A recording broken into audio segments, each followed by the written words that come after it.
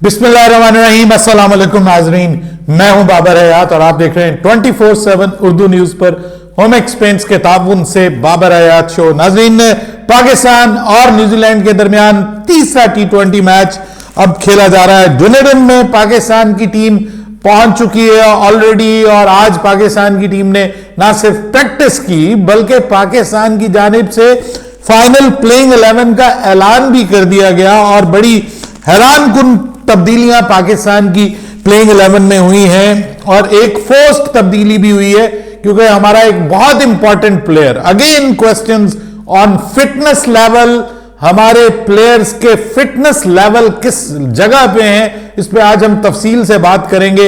एक और प्लेयर हमारा, एक और डेब्यूटेंट हमारा जो है वो अनफिट हो गया और तीसरे मैच में वो अवेलेबल नहीं होगा डुनेडन के इस मैदान में।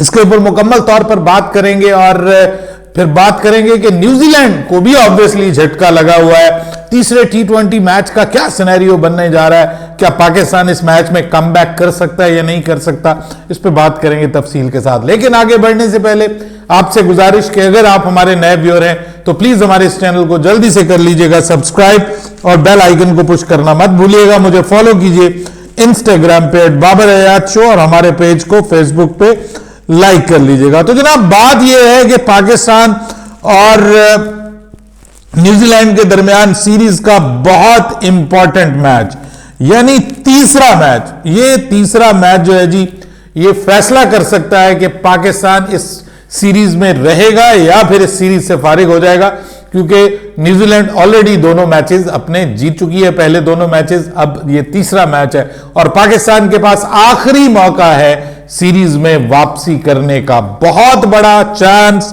बहुत बड़ा मौका पाकिस्तान के पास और ऑब्वियसली लास्ट चांस। अगर आज पाकिस्तान इस मैच में भी हार जाता है तो उसके बाद फिर पाकिस्तान के साथ क्या होने वाला है, ऑब्वियसली पाकिस्तान एक और सीरीज हार जाएगा।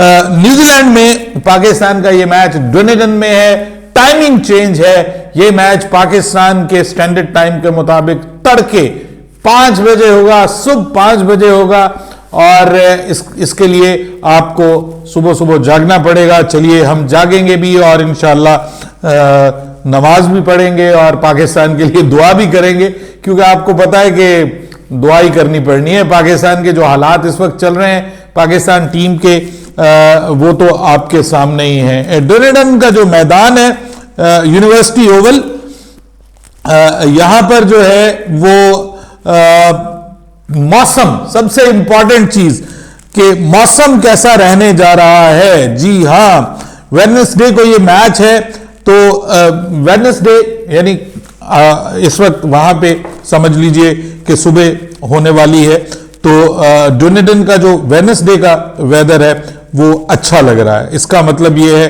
कि बारिश नहीं होगी। सो ये मैच भी हमें जो है वो ऑलमोस्ट हमारे लिए एक अच्छी खबर है कि इस मैच में भी, क्योंकि ये डिफरेंट है, थोड़ा सा टाइमिंग डिफरेंट है, इसलिए इस मैच में भी हमारे लिए अच्छी खबर ये है कि कम से कम ये मैच होगा जरूर। अब ये अच्छी खबर है या बुरी खबर है ये मैं नहीं कह सकता, क्योंकि बहुत सारे लोग ये सोच रहे होंगे कि शायद यार ये मैच आज ना ही हो और पाकिस्तान की इज्जत बच जाए। पाकिस्तान को इस मैच में जीतने के लिए मैदान में उतरना है और उतरना था और पाकिस्तान टीम में तब्दीलियां ड्यू थी। मैंने कल भी आपको बताया था कि तब्दीलियों की आवाजें आ रही हैं, बताया जा रहा है कि चेंजेस हो रही हैं, लेकिन जो एक ऐसी चेंज जो कि हम नहीं चाह रहे थे और जो हमें करनी पड़ गई वो है डेब्यूटेंट जो 2 मैच पहले जिन्होंने अपने इंटरनेशनल कैरियर का आगाज किया,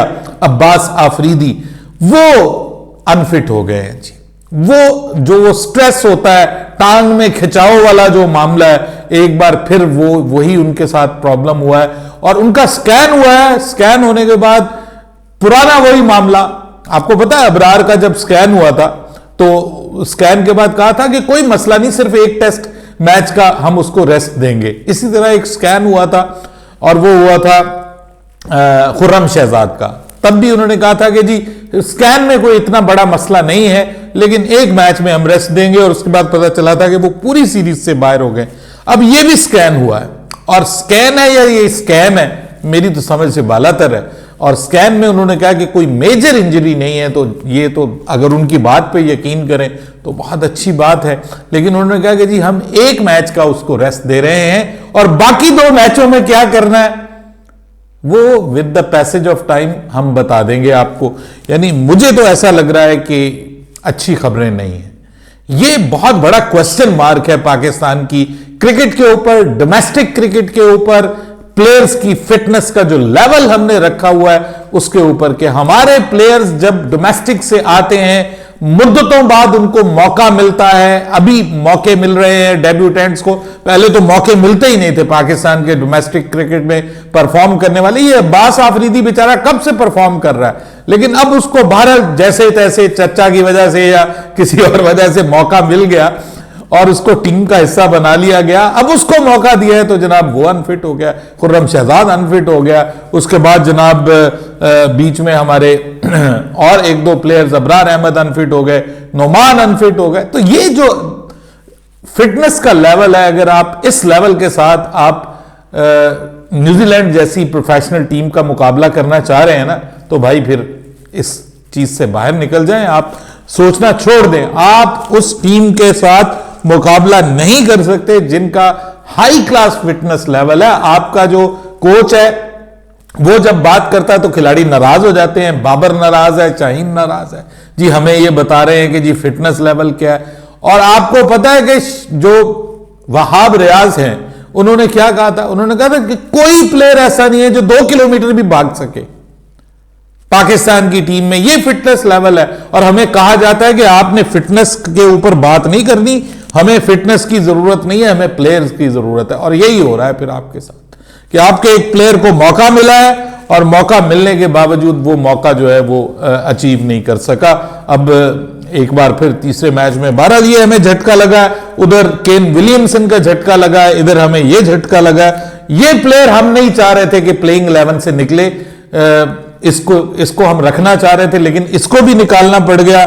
2 प्लेयर्स मजीद अब निकल रहे हैं उसके साथ, उन जिनको हम निकालना चाह रहे थे, आमिर जमाल को और इसके अलावा उसामा मीर को, दोनों को रेस्ट दे दिया गया है, दोनों को ड्रॉप कर दिया गया, रादर रेस्ट देने की बजाय ड्रॉप कर दिया गया है दोनों को। और तीसरे पे ये फोर्स चेंज हो गई है। तो 3 तब्दीलियां हमारी टीम में आई हैं पाकिस्तान की प्लेइंग 11 पे। पहले बात कर लेते हैं, शाहीन शाह आफरीदी पाकिस्तान के कप्तान होंगे, उसके बाद मोहम्मद रिजवान, साइम अयूब दोनों ओपनिंग करेंगे, बाबर आजम, इफ्तिखार, फखर जमान चौथे नंबर पे ही खेलेंगे। इफ्तिखार अहमद को फिर मौका दिया जा रहा है और हमारे पास और कोई चॉइस ही नहीं है। और उसके बाद आजम खान, एक बार फिर इनको बड़ा मौका दिया गया है और आई थिंक सो कि अगर ये इस मैच में भी कुछ नहीं करते ना और कोई 8-10 रन बना के फिर आउट हो जाते हैं तो फिर भाई इससे ज्यादा मेरे ख्याल में 3 मौके बहुत होते हैं। मेरे ख्याल में फिर इनका चैप्टर भी क्लोज हो जाना चाहिए और वो बेचारा जो रियल मीनिंग में एक चॉइस है पाकिस्तान के लिए बाहर बैठा हुआ हसीबुल्लाह, जो वाकई एक प्रॉपर विकेट कीपर बैट्समैन है, वो टुल्ला नहीं है, वो कोई हैंडीकैप्ड प्लेयर नहीं है, प्रॉपर फिट प्लेयर है, उसको मौका मिलेगा। और ये ना हो कि जब उसको मौका मिले तो पाकिस्तान सीरीज ही हार चुका हो। भारत आजम खान को एक और मौका मिला है, उसके बाद मोहम्मद नवाज की एंट्री हो गई है, यही हमारे पास चॉइस थी। बहुत सारे लोग कहेंगे मोहम्मद नवाज को क्यों डाला, और चॉइस ही नहीं है भाई, और कोई आपके पास स्पिनर की ऑप्शन ही नहीं है। मोहम्मद नवाज फिर भी कुछ ना कुछ बेहतर बॉलिंग कर लेगा और साथ में बैटिंग में आपको एज देगा। और उसके बाद मोहम्मद वसीम जूनियर को शामिल किया गया है in place of obviously one of the faster bowlers, जिनको जो मतलब आप अब्बास आफरीदी की जगह समझ ले, मोहम्मद वसीम जूनियर जो है इनको मौका दिया गया। और उसके बाद फिर हारिस रऊफ है और जमान खान को भी मौका मिल गया है। सो बॉलिंग में तो मैं ये समझ रहा हूं कि ये बहुत अच्छे पाकिस्तान के चारों बॉलर्स हैं। मोहम्मद वसीम जूनियर बहुत अच्छी बॉल करता है, एंड में भी अच्छी बॉल करता है, स्टार्ट में भी आपको जमान खान एक अच्छी ऑप्शन के तौर पे टीम का हिस्सा है। ये वाला चैप्टर ठीक हो गया। मोहम्मद नवाज जो कि अवेलेबल प्लेयर्स थे उनमें से आपके पास आ गया, ये भी ठीक हो गया।